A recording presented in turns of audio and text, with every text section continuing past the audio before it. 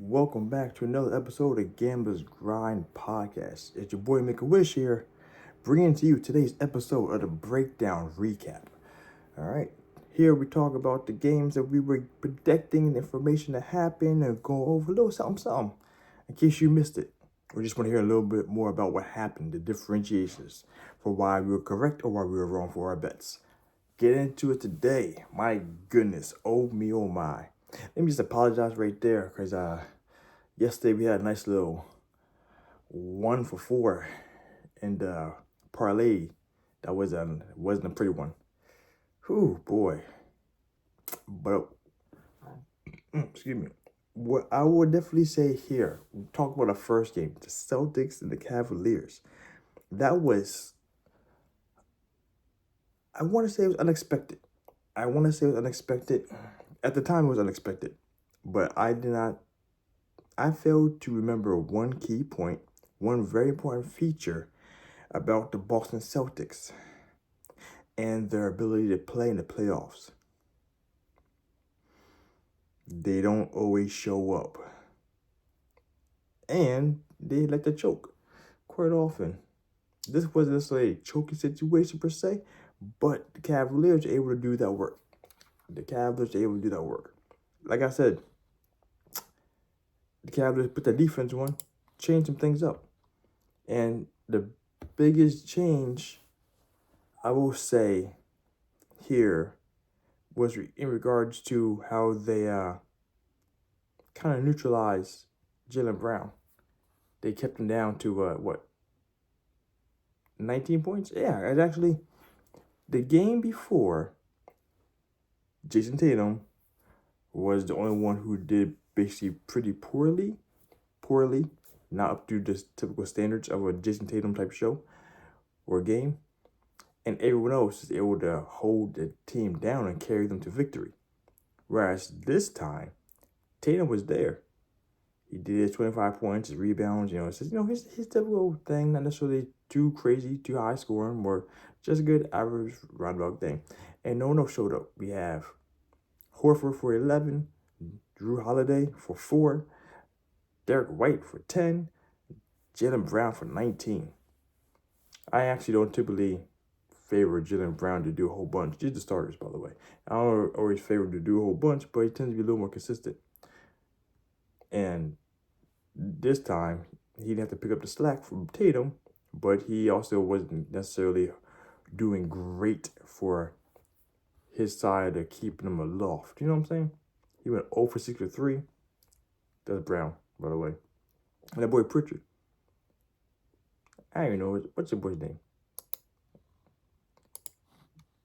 This time he's over there shooting in Pacers land. I don't know his name. Peyton. I was thinking Peyton. I don't know why I'm thinking Peyton. But Peyton Pritchard. My man, he did only just 13 this time. He went 1 for 4 for 3. I mean, he wasn't shooting too bad. He wasn't shooting too great, because typically he actually does a lot of holding down for the team. But Cleveland just came in. They put that defense. They applied defense. They made some things happen. And the rest of the team was able to score and punish them for, what was the number? There were some very important numbers looking at here that were the biggest differentiators, all right? So for one, I mean, they outscored them 3-pointers 13-8, which, 15 points. Let's add 50 points right there. I'll take that word. That'd be actually a closer game, but they still win without the threes. All right? The free throws. Something got more there, but that wasn't what I was looking for. The rebounds, that was a killer. 44-31. That's a killer right there. It was just, that was the other game. No, this is it. Points in the paint. 60-44. That's, like I said, if they were able to prevent Tatum Brown from going in all willy-nilly, like he was doing the game before, and get all those points, that makes a world of difference. Someone stopped them. Someone stopped them from going in the paint like they were, and that changed a lot of things. So I typically like to pride myself on being the guy who is able to foresee when something is going to be, when the underdog is going to come out of nowhere. I talked about it a bit last time. but I wasn't confident the Cavaliers were going to show up like they did this game. And they did. They proved me wrong. I'm glad they proved me wrong. Because I will actually be watching with a nice fight or tooth now. And actually now, because of this little shown here, I don't know if Boston is going to just run through everything. Because I'm sorry, Cavaliers is not that great of a team. I never thought they were that great of a team. Earlier in the season, when they were nice healthy and they were off to like what, number 2, number 3 in the East. That was not feeling they were a very strong team. Where they're at right now, I think they're okay. But I think they are also like bottom 3 of the 8 in the playoffs in the East. So that's not really saying too much. But then again, though, Boston Celtics, like I said, they had that choke job they have to do. I don't know why. Like, I don't know why it is, but Celtics they just don't want to win again. They have the best team in the league the entire season. The only team now that caught up and is potentially better or equal to rival them right now is the Timberwolves. That's it. No other team. But they might even make it to the finals. So let's see what happens. I mean, let's see if they even get out of the semifinals right now. Like, I maybe think a little too much about this, about the ability for Celtics to let us down again for the, 5th year, 6th year now? But they didn't play off the past 6 years. But they ain't make it to the finals. Sorry, the conference finals. I should probably fact check that. This, though, they haven't made it to the conference finals at least 4 times. That much I can guarantee. Okay? So, that being said, I did enough for this. Good job, Mitchell. You showed up in 8 in the second half. 6 points first half. And then just finished off the plates. Give him that. The buffet was cleaned out with that boy. Good job, Mitchell. So, that being said, this moving to one that actually I thought I knew something well. Right here. So, was that the over? The under. The under on this game. On that Celtics game. Ooh, boy. I didn't even think it would go that way. But it still got it, though. Cheers, baby. So, that being said, the other game for yesterday was our good friends, the Mavericks, with the OKC Thunder. I did not see this one going this way. I guess, like I said, now that we actually have 2 teams that are really willing to defend and put the defense in while being offensive, that might change some things in the series. Because I thought this might be a clean sweep. I'm not opposed to the OKC still win this one after this game, after they make their adjustments. But whatever it was, because, I mean, PJ Washington was just on fire. 7 for 11 for 3-pointers, man. 7 for 11 for 3-pointers. Shot 18 times, made 11 shots. What can I say? That boy was just slapping them. And then rebound everything up too. The power forward. I gotta watch this guy a little bit more so I can try and catch these some good odd numbers from this guy. Because, man, he was slapping him up. Good Irving, he didn't really need to show up yesterday because PJ was holding it down in the meantime. But he got the free throws, though. But what was the biggest differentiator? The biggest differentiator in this game, Tim Hardaway 17 off the bench, not too bad. Lively, I'm saying nothing like ecstatic here. The only difference thing here that I was noticing was the defense. They were making the shots. Luka doing his thing. He's shooting about a little more than 50%, not bad. Making the 3-pointers, that helps too for them. But aside from that, like I said, nothing like really changed from the first game, aside from the defensive pressure they were applying.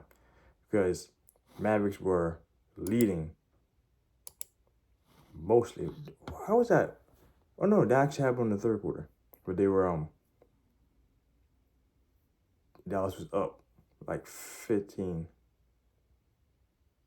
OKC was down. No, it was the second quarter. I forget. They were up 15, and OKC had like 7 or 8, and they had to come back. Which that would have been a great quarter to bet right there, just because The team is just so explosive. But not much is really to say or do to digest in regards to how good or bad things are happening. Holmgren had 11, missed a bunch of shots, but nothing really to really fine tune until you go to the team stats. That was the biggest differentiator here. What they want to do is 8 3-pointers. That was the biggest thing. They were winning and losing, dying. I mean, 3 times 8. What? How many points? 3 times 8 is how many points? I mean, I know the number, but just let this sink in quick. 24-point difference they made in 3-pointers. That was the difference, the differentiator in this game. Because take away the 24 points. OKC just bopped them clean. So I do not think that what the Dallas Mavericks did tonight is a sustainable thing. I mean, I'm sorry, PJ Washington, he's not slapping dudes like that every day. We know that. Actually, I don't think I can look it up. Maybe I can. Let's find out. Let me see how many times PJ Washington would just slap his threes. Just catch and shoot guy, you know what I'm saying? Let me just see. We're going to find him. Yeah, perfect. Find him right away. Let me just see, because I actually need to know it for my own personal records, for my bets in the near future. This is what you got to do. When you want to become a better sports bettor, you have to look at the reason why things happen. Not necessarily that they happen, is how they happen or why they happen, and so that you can learn for the trends and go forward from there in regards to how your ability to improve your bets. So, going by, oh my goodness. So going by that, the last 10 games, okay? My man typically, he's at a 2.5 over under for threes. This is it going to next game, okay? He's already looking at 2.5. He has been over 2.5 threes 3 times out of the last 10 games, okay? This is going back to April 10th. So let's see, 30% right there. Going back 20 games now. He's at 40%. 8 of 20. Over top of that. But when he gets him hot. Let me see for the season. For 2023 season, sorry. 31%, okay? So, this is not something he does. He's very sporadic with this, okay? Very sporadic with the continuous threes. And how many times, let me see the attempts. My boy just chucking them up. Chucking them bad boys up. Oh my goodness. Like they let him shoot the one time. That means the more time he shoots, the higher chance he has for more shots, obviously. But yeah, no, that was a given. That might have been one adjustments they had to make. They looked at the tape for and see if he actually was able to have the ability to be open a lot more to pop these shots. And going forward, the series, watch out for that. Take note for that. Because I'm going to take note for that. And I'm going to watch his threes a lot more.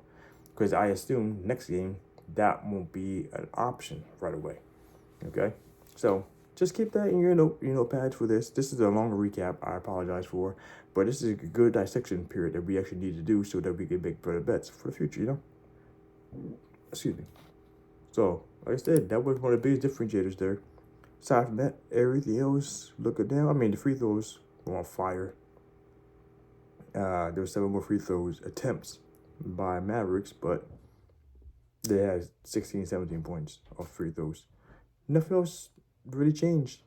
10 more points in the paint by OKC, because that was for Shea doing his thing down low. But yeah, nothing else really changed. The only thing that really changed in this game, like I said, was just the fact that they were just popping those shots. Those threes happen, and that's not a sustainable thing. Unless they're doing it to other people or blah, blah, blah. That's not sustainable. So I still see OKC is going to be the winner in the long run because of consistency. They are still the better team.